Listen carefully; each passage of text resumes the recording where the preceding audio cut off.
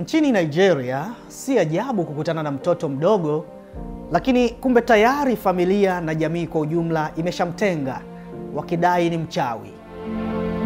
Watoto wengine huchomwa na pasi na kuchanjwa na viwembe, lakini wenye bahati mbaya zaidi ni wale ambao huvalishwa tairi la gari, wanamwagiwa petroli na kupigwa kiberiti.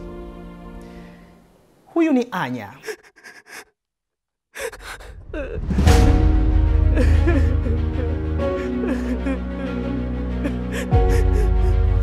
Sasa uchawi ni nini? Na ushirikina ukoje? Basi all the way from Nigeria to Tanzania, leo MCSHONDE nipo live na Anja Lovén, mwanamke ambaye amefanya kazi ya kuwaheshimisha na kuwarudishia utu wao watoto wadogo zaidi ya 100 ambao walitengwa na jamii kwa sababu walidhaniwa kuwa ni wachawi. Watoto huwa wanamwambia Anja asante kwa tafu, na Anja mwenyewe huwa anawaambia watoto na nyinyi vile vile asante kwa tafu. Asante kwa tafu. Na hii ni Inside Story. Mamia ya watu huuawa kila mwaka barani Afrika wakituhumiwa kuwa ni wachawi. Kwa Tanzania, ripoti zinaonyesha kuwa kati ya mwaka 2005 na 2011 takribani watu 3000 waliuawa. Ripoti ya mwaka 2017 iliyotolewa na Kituo cha Sheria na Haki za Binadamu Tanzania LHRC, watu 479 waliuawa wakidhaniwa kuwa ni wachawi. Na hiyo ilikuwa ni takwimu ya kuanzia mwezi Januari hadi Juni pekee. Ukienda Malawi, Msumbiji, Zambia, nako hali sio nzuri. Sasa msomi na mwanafalsafa nguli wa nchini Kenya, John Samuel Mbiti, katika kitabu chake cha Introduction to African Religion, dini za Kiafrika, alikubaliana na mwanazuoni mwenzake Placid Temples na kusema kwamba Wabantu wa Afrika kwa ujumla wanaamini kwamba kwenye kila kitu kuna nguvu inaitwa vital force, nguvu ya uhai. Kila being, kila kilichopo kina vital force, lakini kuna hierarchy. Kuna ambaye yupo juu, kuna ambaye anafuata, mwingine hadi wa chini.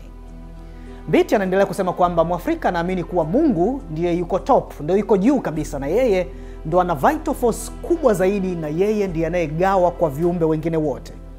Kwa hiyo anaanza Mungu, wanafuata mababu yani ancestors, halafu wanafuata miungu, kisha wanafuata binadamu, wanyama, mimea na mwisho madini. Na falsafa hii ya Kiafrika inaeleza kwamba nguvu hizi zina muingiliano, kiasi kwamba ukichanganya vital force ya mti fulani na udongo kutoka mwamba fulani, unaweza kutengeneza vital force ambayo inaweza kumtibu mtu. Na Mbiti anaendelea kusema kwamba mtu mmoja anaweza kuwa na vital force iliyo na nguvu sana, ikamfanya ang'ae na kupata utajiri kwa mfano. Wakati mtu mwingine vital force yake ni dhaifu, kiasi kwamba anaweza kutafuta namna ya kwenda kuiboost. Ndipo hapo ataambiwa nenda kachukue mguu wa mlemavu wa ngozi, kwa sababu mlemavu huyu wa ngozi vital force yake ni kubwa, nenda kachukue, itaboost ya kwako, utapata utajiri. Hapo ndipo dhana ya uchawi na ushirikina inazaliwa. Na hiyo ni kulingana na falsafa ya Kiafrika John Mbiti na Placid Temples.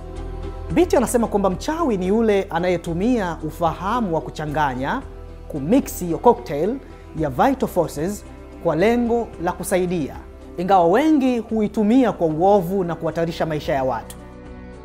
Ushirikina unakuja pale sasa matumizi ya hizi vital forces mchanganyiko unapotumika kuwadhuru watu, kuharibu maisha au mali, kuvuruga ustawi wa mtu binafsi na kumuondolea mtu furaha yake.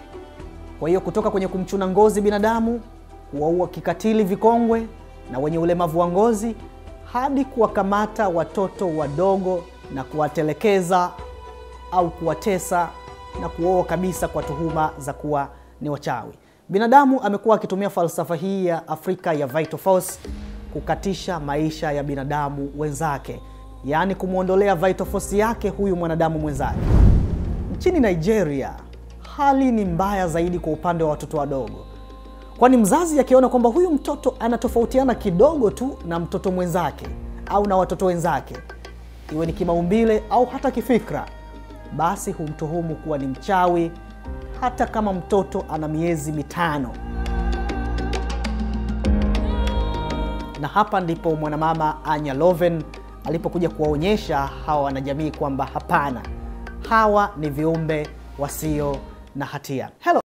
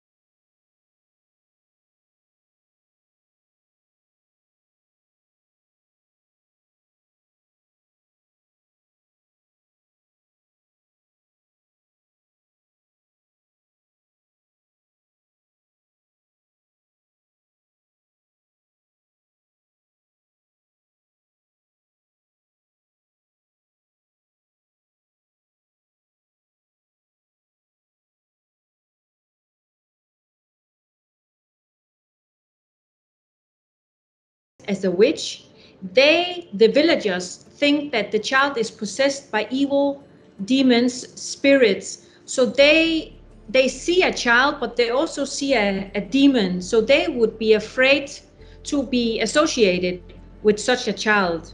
And of course, they are not all ignorant. They are not all cold-hearted. But they know that if they start helping such a child, they might also be accused of being in cooperation with the devil. So they just go by their own business, and they themselves are these are very extreme poor communities. They are suffering themselves, so they find it difficult to even feed their own children and themselves. These people don't have access to clean water, they don't have access to health care, they don't have access to social protection. They have to take all their issues and problems into their own hands. When I found Hope, I was shocked to see that he was so young. What was very significant in this case was that my own son, I had just, he was actually there, and he was 1.5 years old. So I had just become a mother for the very, very first time. So when you have that feeling of motherhood, and then you see a child the same age as your own son in suffering like this, while my son was in the back of the car, very big, very strong, very healthy. And that is how Hope was supposed to look like. That is, children are innocent. They're supposed to grow up with love, with care, in peace. So it was difficult to see such a young boy, because I compared him to my own son. So I just went into that rescue mode and left my feelings outside, and then my focus was to go in and bring him out safe, so we could take him immediately to the hospital.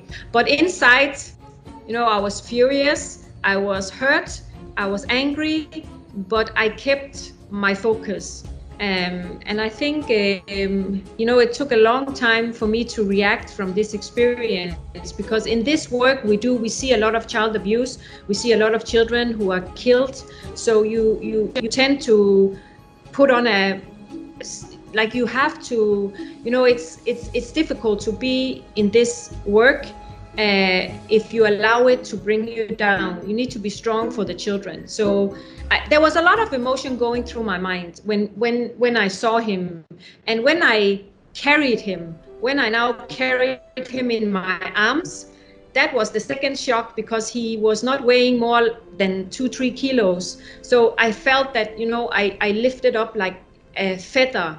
It was like as if life was slowly, going out of his body. Yeah, on the journey to the hospital, the boy was so weak. Did you name him Hope, hoping that he will survive? Yes, because many years ago I had this tattoo on my fingers, and it's actually a tattoo I had in honor of my mom, who died when I was 23, because my mom, she worked with elderly people for more than 25 years, so she took care of elderly people, and she raised me to always be helping people in need. So for me, this is an honor for her, because it means that we should help one person every day. And that says hope. When we took Hope to the hospital, I was not sure he would survive.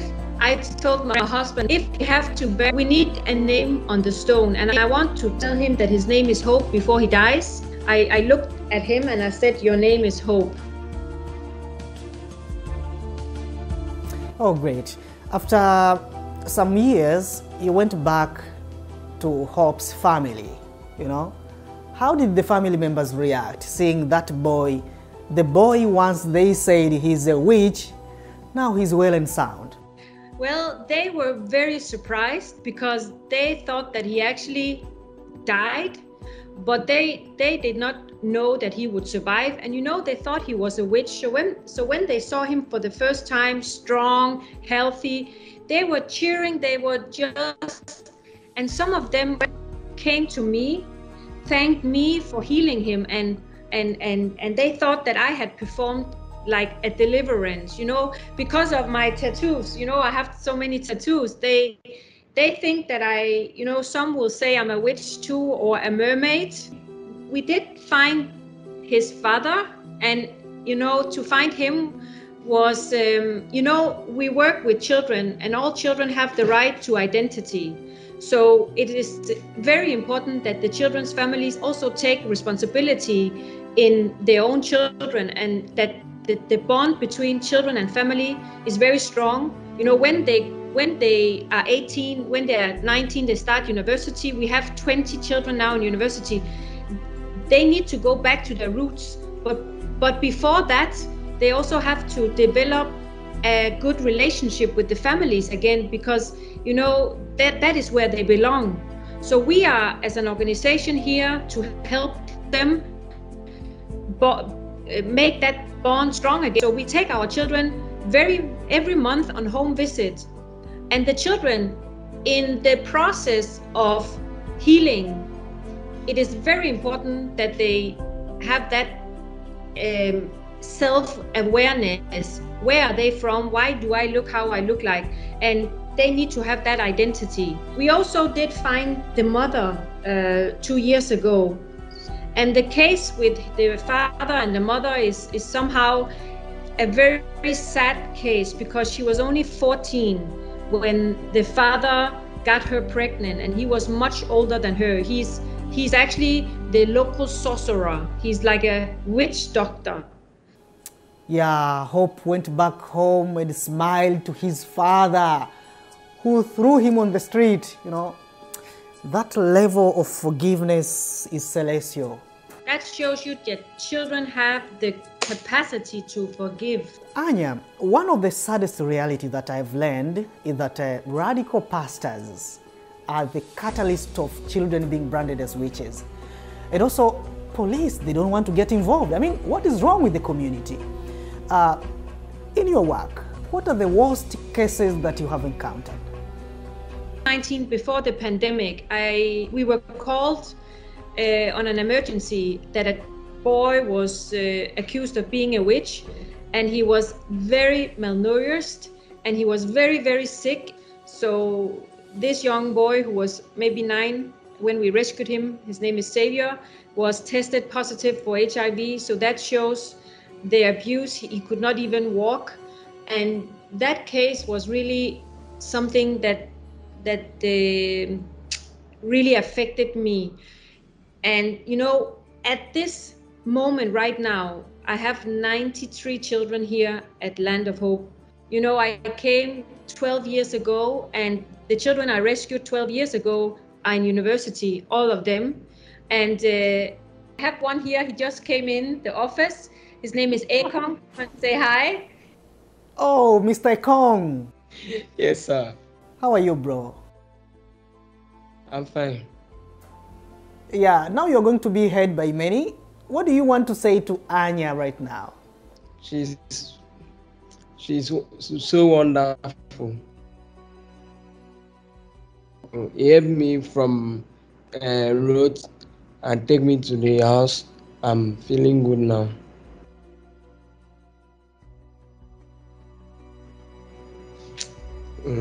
I love her. So you make me cry. Yeah. Oh, so sweet. Thank you, bro. Thank you, sir. Yeah, thank you very much.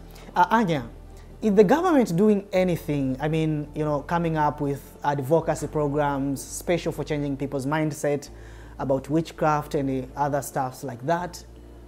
The problem starts from up here, and this is jungle justice. It's jungle justice. When something is happening in the local community, you know, you can't just call the police. They don't care.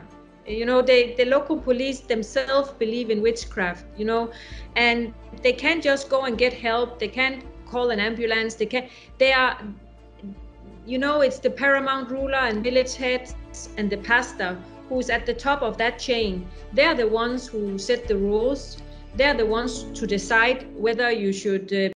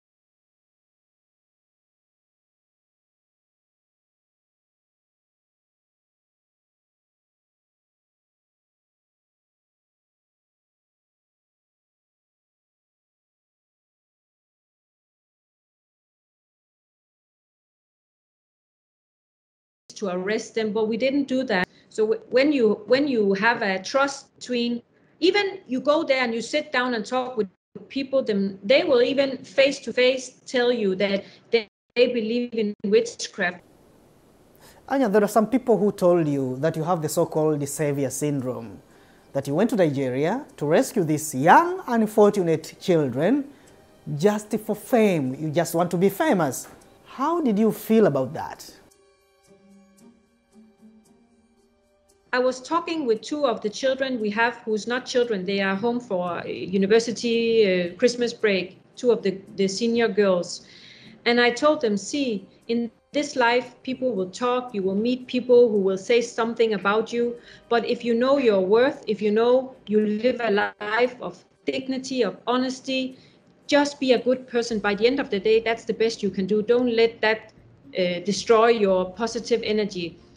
But I will say that I have not had all that, you know, I think because of the transparency I have showed from the beginning, what people give me, I went to buy stuff, I showed them exactly what it was, how we develop Land of Hope, all the steps. To be transparent is number one, because when you are doing humanitarian work, there's also a lot of corruption in humanitarian projects. So if you are transparent, nothing can ever happen to you. If I really wanted to exploit something, I would be on an island right now with the margarita and lying on the beach or something, you know. So I can, as my husband said, let people come. So many people have come here and see what we are doing, and that is all I can say to those people. And I am the most honest, the most loyal. I'm not perfect, but I'm just helping. By the end of my son, there was a journalist who asked me, what do you want to teach your son? And I told the journalist, well, I teach my son, be a good person. That is all I want you to do. Be a good person. If you are a good person, I'm happy. That's the way you can live your life. It's very simple. So I'm white, and yeah. For sure. I know you have been in Tanzania in 2012, right? You've been in Arusha. How was the experience of Tanzania? One of the greatest experience I had in my life was the 3 months I lived in Tanzania, in the north, in Arusha. And Tanzania, I think, is one of the most beautiful countries in the world. I took 3 days off my humanitarian work and went to the Ngorongoro. I know that one day I will return to Tanzania. I will return because I want to show my son the beauty of Tanzania. And I want to also say the people of Tanzania are so friendly, are so kind, and you can walk around safely in many, many places.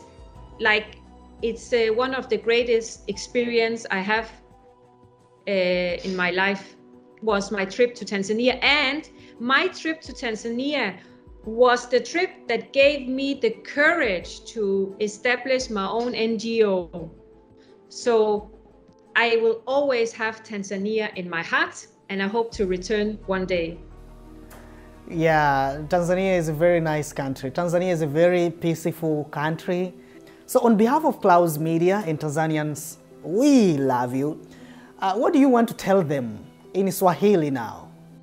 Nawapenda Tanzania. Asante kwa tafu. Tupendane. Asante Clouds Media. Yeah, asante kwa tafu. And Hope, can you say anything? Clouds. Clouds Media. Yes, asante Clouds Media. Wow, that is good. That is good. That is good. Yeah, so for all people with goodwill, those who are touched with your work, you know, people who are touched with your story, your mission, and your cause, can you tell them how they can donate? Yeah, well, if people want to support Land of Hope, they can go to my website and then make a donation, you know, but you don't just have to send money. You can help by spread awareness, following Land of Hope on Instagram, on Facebook, you know, to just talk about what is happening with children in Nigeria. If people want to support, that is through my website, landofhope.global. And yeah, that's